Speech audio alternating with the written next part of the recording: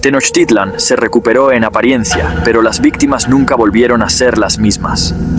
La historia de Itzcoatl se borró de los registros convirtiéndose en leyenda, pero el miedo persistió, el temor a dioses ajenos e incomprensibles. Este miedo se filtró en el arte, la religión y la psique colectiva. Las estatuas de Quetzalcóatl adquirieron una sonrisa ambigua. Cuando llegaron los conquistadores, algunos recordaron los augurios y sintieron un pavor diferente. Se preguntaron si era el regreso del dios o una nueva invitación al horror cósmico. El legado de esa noche perdura no en libros, sino en un escalofrío inexplicable ante la piedra antigua. La historia dice que los imperios caen por guerra y enfermedad, pero a veces caen por un susurro en la piedra. La puerta fue sellada, pero ¿por cuánto tiempo? ¿Y si, en la oscuridad, alguien vuelve a escuchar? Un pulso de silencio absorbió todo sonido y luz. La criatura colapsó sobre sí misma y desapareció. El templo quedó en ruinas, la estatua destruida y solo la daga vibrando en el centro. Tlacaelel, exhausto, fue ayudado por sus guerreros, todos marcados por el horror. Nadie hizo preguntas. Sabían que habían estado al borde del abismo. Tlacaelel encubrió el incidente. El templo fue demolido, el suelo declarado impuro. A las familias se les habló de una plaga espiritual. Se realizaron ceremonias públicas para distraer a la población. Los guerreros juraron guardar el secreto. Tlacaelel pasó sus días estudiando códices prohibidos, sabiendo que solo habían hecho retroceder a la entidad. La puerta seguía esperando ser abierta de nuevo. La criatura llenaba el templo y, a la vez, parecía infinitamente lejana. Su cabeza cambiaba, fauces de reptil, cara de muñeca, remolino de estrellas. El siseo era el susurro del universo muriendo. Los guerreros estaban paralizados, temiendo la aniquilación total. La entidad fijó su atención en Tlacaelel, hurgando en su alma y hallándola insignificante. Vislumbró imperios de luz y razas efímeras, comprendiendo la indiferencia del universo. Itzcoatl, ya transformado, se arrastró hacia la criatura y la tocó. Su cuerpo se desintegró en una nube de ecos liberados. La entidad se convulsionó, sobrecargada por la energía. Tlacaelel, aprovechando el momento, hundió una daga de obsidiana en el suelo, sellando el portal. Un sacrificio de lugar, no de vida. Al primer golpe, un chillido psíquico llenó el templo. Itzcoatl cayó, sangrando, mientras los guerreros luchaban contra el dolor. Tlacaelel, protegido por antiguos encantamientos, ordenó: «Destrúyanla». Las sombras se retorcían, convergiendo sobre el altar. Un viento helado trajo el olor de estrellas muertas. Itzcoatl comenzó a transformarse, su cuerpo convulsionando, ojos convertidos en pozos de vacío. Se estaba convirtiendo en el portal de la entidad. La serpiente emplumada, la verdadera y antigua, forzaba su entrada a través de la carne de su sirviente. Desde el epicentro, algo imposible comenzó a materializarse. Una serpiente de geometría y luz oscura, fractales y vacíos estrellados. No era un dios, sino un horror cósmico, usando el nombre de Quetzalcóatl como máscara. Tlacaelel y sus guerreros enfrentaban lo incomprensible. El destino de la ciudad pendía de un hilo. Tlacaelel sabía que debía encontrar al mortal que servía de conducto.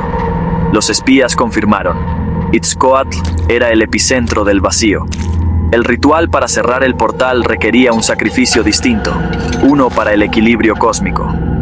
Una noche, los guerreros Yaguar rodearon el templo. Tlacaelel entró solo y halló a Itzcoatl ante la efigie, sosteniendo un disco de obsidiana vibrante. El joven sacerdote, ya perdido, proclamó haber visto la verdadera gloria de Quetzalcóatl, el devorador de momentos. Tlacaelel suplicó: «Hijo, has sido engañado. Estás vaciando a nuestra gente por un poder que no comprendes». Pero Itzcoatl, consumido, se reía con ecos robados. Tlacaelel dio la señal. Los guerreros no atacaron a Itzcoatl, sino a la estatua, el ancla física de la entidad. Golpearon la efigie con mazas de piedra. Un sacrilegio impensable. un acto de desesperación. El verdadero horror apenas comenzaba. La primera víctima fue Xochiquetzal, famosa por su risa y sus mantas vibrantes.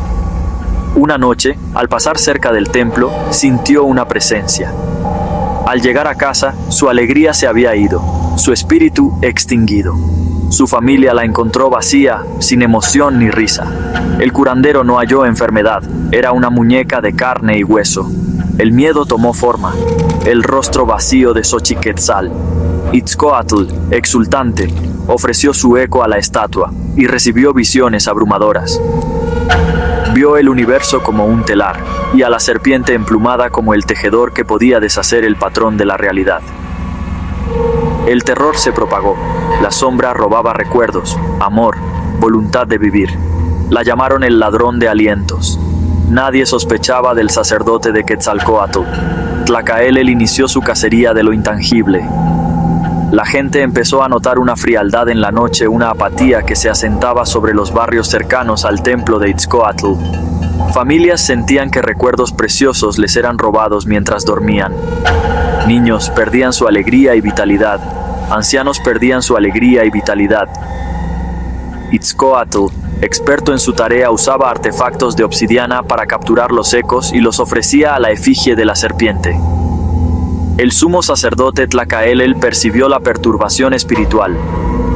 Los augurios eran confusos, la protección divina se desvanecía. Tlacaelel recordó una leyenda prohibida, el Huehuecoatl, la serpiente antigua que devoraba la esencia del alma. Esta forma del dios solo despertaba cuando un mortal intentaba comprender los pensamientos de un dios. Tlacaelel supo, con certeza espantosa, dónde debía buscar. El equilibrio de la ciudad pendía de un hilo invisible, era el año del cuchillo de pedernal. Itzcoatl, devoto sacerdote, servía en un templo menor de Quetzalcóatl. Por las noches, solo ante la efigie de la serpiente de obsidiana y jade, comenzaron los susurros. Al principio, apenas perceptibles, luego más claros, no palabras, sino ideas que florecían en su mente. Vio galaxias nacer y morir, sintió el peso de milenios y la futilidad de los imperios.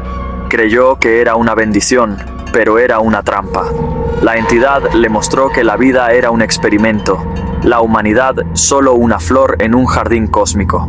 Quetzalcóatl no era un pastor, sino un coleccionista, y a veces el coleccionista deseaba examinar sus piezas más de cerca. La fe de Itzcoatl se pervirtió. Los susurros comenzaron a pedir. No corazones ni sacrificios, sino ecos. Las últimas palabras de un moribundo, el primer llanto de un recién nacido, el miedo de un guerrero. Itzcoatl se volvió una sombra, recolectando momentos de intensa emoción humana para ofrecerlos en el silencio de su templo. Así, la sombra de Quetzalcóatl se extendió sobre Tenochtitlan, y nadie notó el vacío que comenzaba a crecer. Pocas deidades han infundido tanto respeto y temor como Quetzalcóatl, la serpiente emplumada. Su nombre resuena a través de los siglos, un eco de poder y misterio. Pero los antiguos sabían que toda luz proyecta una sombra, y la sombra de un dios es un abismo insondable. En el imperio azteca, bajo el sol que exigía sangre, se susurraban historias en la oscuridad. No eran leyendas de creación, sino advertencias, relatos del otro rostro de la deidad, una fuerza que no solo daba, sino que también podía quitar. Los ancianos decían que, a veces, el dios se cansaba de la humanidad y su benevolencia se volvía fría y depredadora. Imagina Tenochtitlan, canales resplandecientes, templos que arañan el cielo, y bajo todo, un miedo constante a los dioses. Entre todos, el temor a decepcionar a Quetzalcóatl era el más profundo. Su disgusto no era violento, sino sutil y personal. La historia que voy a contarte no está en los códices, sino en la memoria colectiva. Comienza con un joven sacerdote llamado Itzcoatl, que escuchó demasiado atentamente los susurros de la piedra del templo. Él creía que el dios le hablaba, que le revelaba secretos. Pero lo que escuchaba era el siseo hambriento de algo esperando en el silencio de los eones.